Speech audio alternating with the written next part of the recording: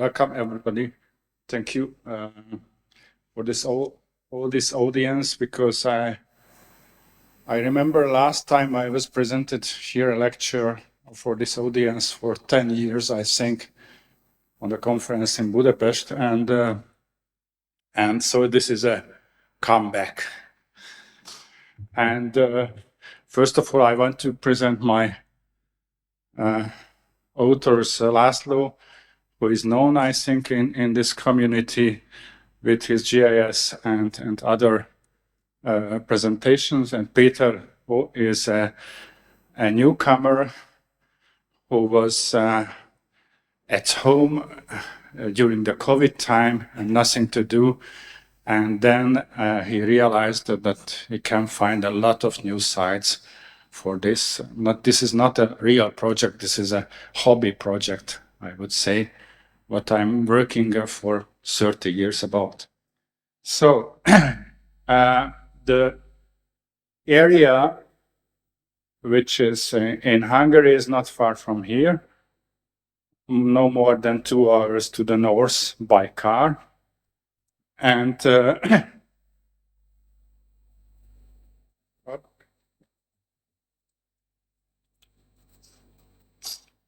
okay, and we have a quite long historical background for the researches.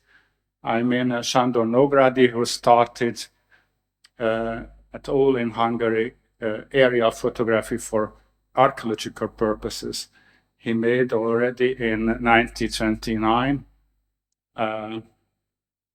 some pictures about the site, Nagyberki Szalacska, which is situated in Transdanubia. We're just going to take a pause because, as you'll notice, there's some terrible feedback. We're just going to try and sort the.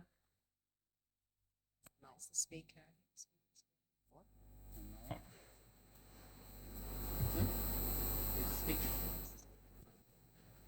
It's okay.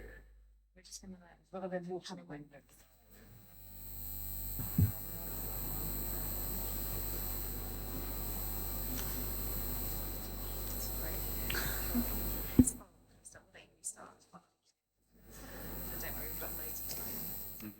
But we have enough time. Yeah.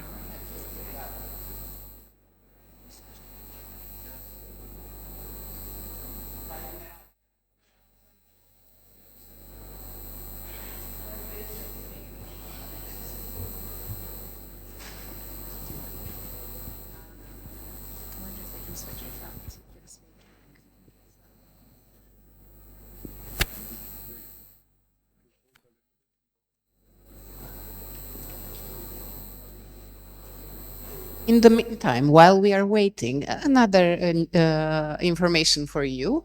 I would ask you for this first coffee break for all of you who haven't seen the posters to take a look at them and authors to stand by their posters, because we will have to take them down during the lunch hour and somehow mobility week to remove everything from here.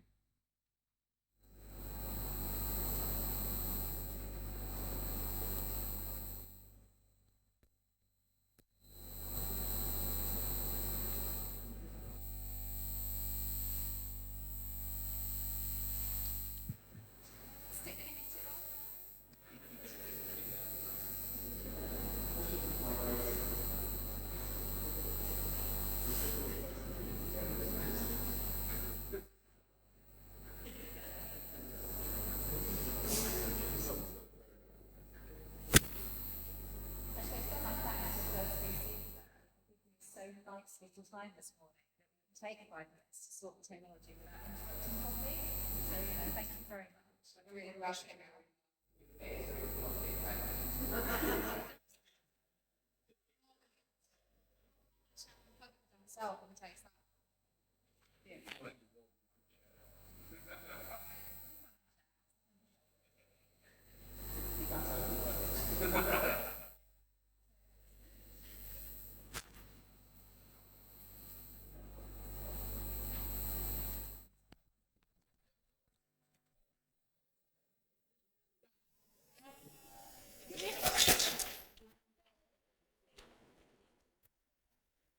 Start again. You just start. Very beginning. Just go back, yeah. So, and then double retake. Is that all right? We'll start from the beginning, retake record. Is that okay? Thank you so much. So I asked to go back. So how can I say, come back. Here, after 10 years, you can see now the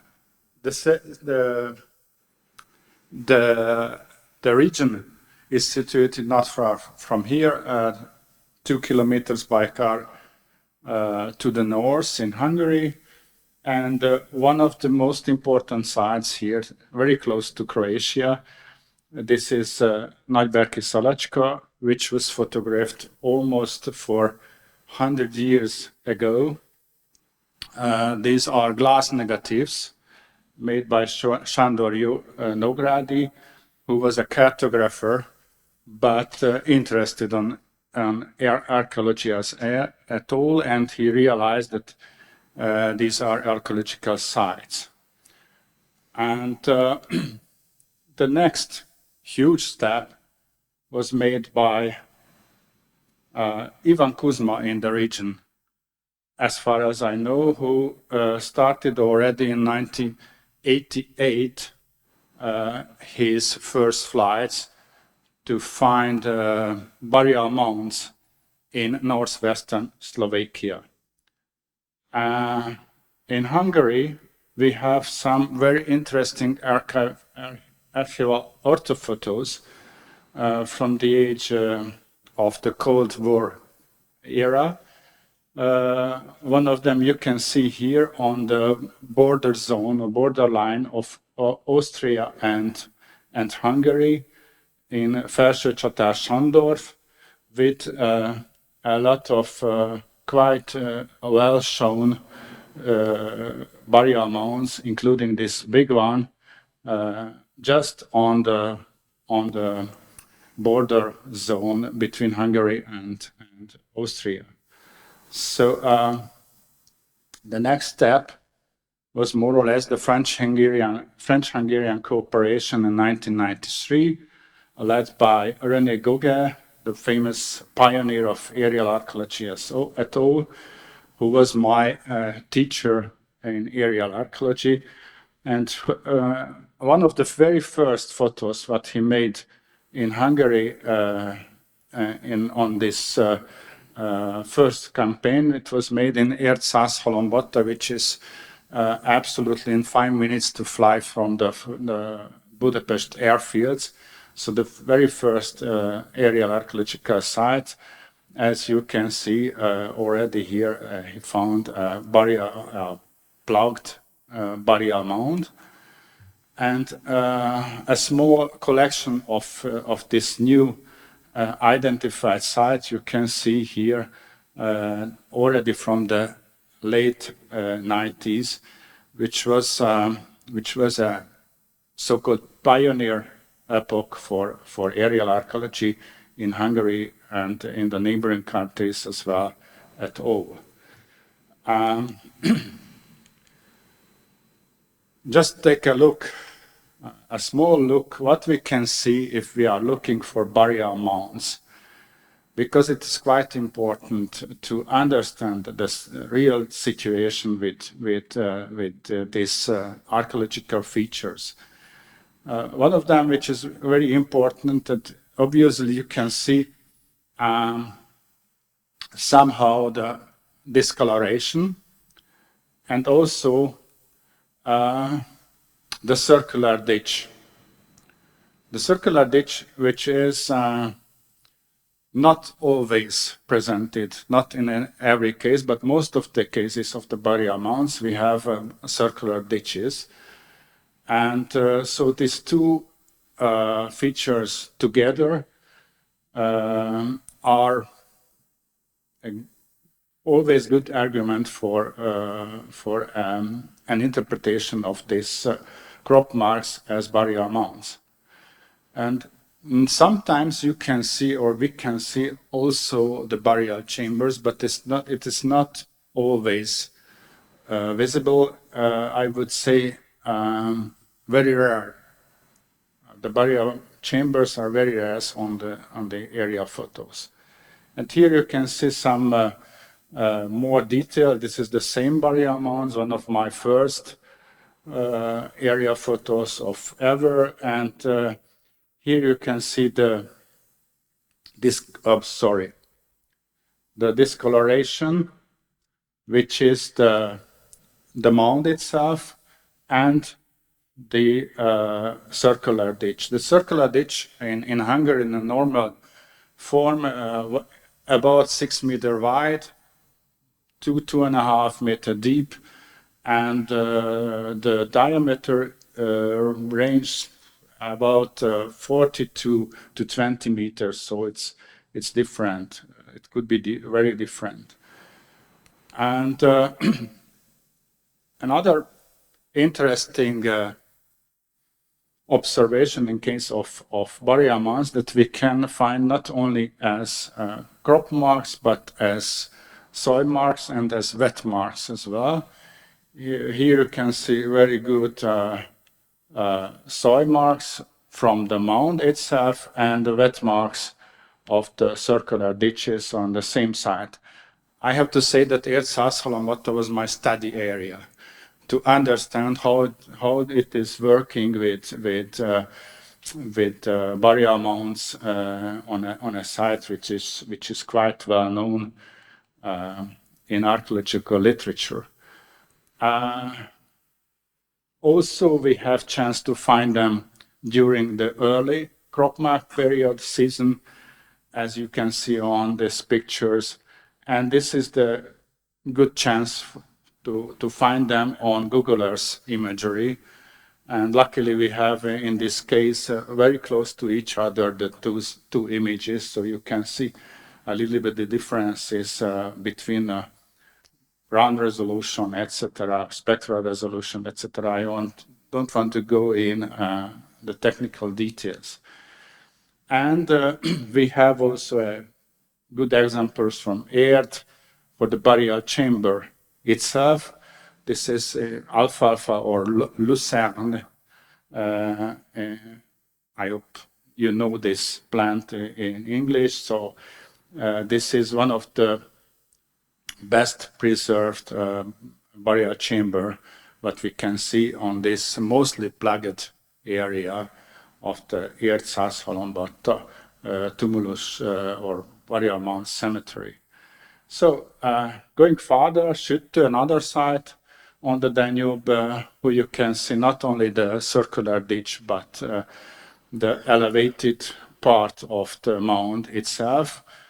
And here we have, or László made an essay using with archive images. In this way, he made a digital surface model, which was very interesting from that point that you can realize not only this burial mounds, but some others in the already densely bushed area of the site, which means that we have almost the same maquette as Michael presented us yesterday. So you can't go in anymore, but you can, using with these historical images, you can have much more information, as you could have, for example, using LiDAR imagery, or LiDAR models. Last but not least, going back to Nagyberki Szalacska, which was the very first site researched by Sándor Nógrádi for almost 100 years.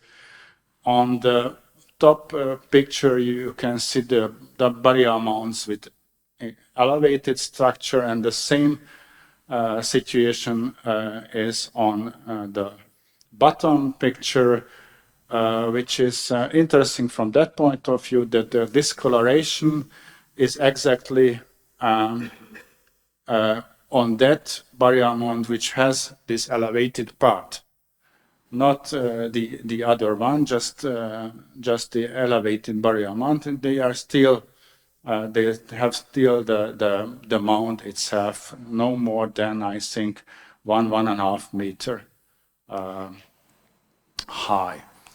So, and we have, of course, from this region a lot of completely eroded or plugged burial mounds where we can see just the circular ditches. And in the further part of this lecture or this presentation, I will show you almost only circular ditches, which means that in Pannonian agricultural conditions, we have more or less only this part presented from the burial mounds, the circular ditches. As you can see on this picture in West Kenya, Hungary, for those who have good eyes, you are right, not only burial mounds, but a lot of other feature you can realize on the picture. So we have had a quite interesting and internationally good developed project with Austria, Slovenia, Croatia, and with institutional partners from Hungary, where we collected all the existing data for burial mounds in this territory, in this region, which was an up-to-date collection in 2019, just before the COVID, we finished this work. And after László put it together with the Roman age tumulus cemeteries, which we have also in Pannonia. And it is very interesting to see that somehow they are complementary, which means for me that I would say we have to check mostly or a lot of these so-called Roman sites, whether they are maybe older or partly older, as in the case of some sites we have already realized. So this is also a way, not just using historical maps and so on, to identify so-called new burial mounds. We have to ask our colleagues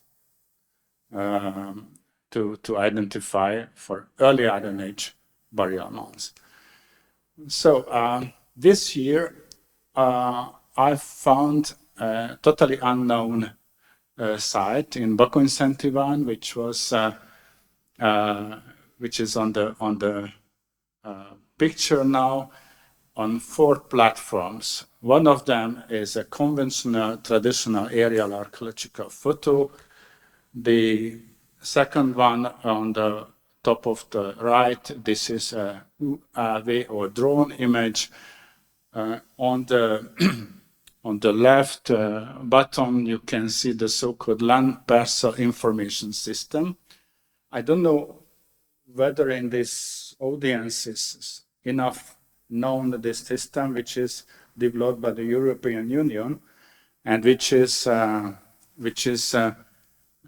going in each 3 years through our countries to control the land parcel system or changes in land parcel system, which is a very, very important source, because instead of the old orthophotography, they are working not in out of the vegetation season, but in the early summertime season. And that's why we have much more information for crop marks in this system. As you have seen, I think in case of Martin yesterday, this is, I think, the same or partly the same system in Czech Republic. And this is free available. And the last one, this is Google Earth imagery, which is very interesting that it was useful also in August, which means that we have here 3 cases with wheat as crop marks, and the last one is, I think, corn. So this is also an important factor. I would say this is very, very important, not just working with technological aspects, but also with our plants, with our agricultural background, if we are working with crop marks, because somehow this is the real limit now, not the technology itself, but the plants. For example, in case of wheat, you can see the rows if you are too close to the sides, which means that this is a natural limit to find archaeological features, which is approximately calculated using the data for the wheat. For example, inline we have no more than 2 centimeter distance between the plants, and between the lines in Hungary about 12 to 15 centimeters. So this is a natural limit to use our platforms, I would say. So going back to this land parcel information system, this is very good and very useful also for our purposes. Like you can see here on the top, we have also not well visible, but the burial chambers or the graves itself in the surrounded by the circular ditches. Finishing this lecture, I would say an example from Lovasberén, which is a good example how these platforms could work together. The site was found in a very late time, 1930, almost by the end of the day. You can see on the pictures that we have almost no visibility, or very the sunrise is going down deeply. And in this time, using the land parcel information system, you can't find any more sites because they have a regulation to stop the work at 1530, which means all the time which can use the shadow effect doesn't work for this land parcel information system. And in my practice, I start my work at that time.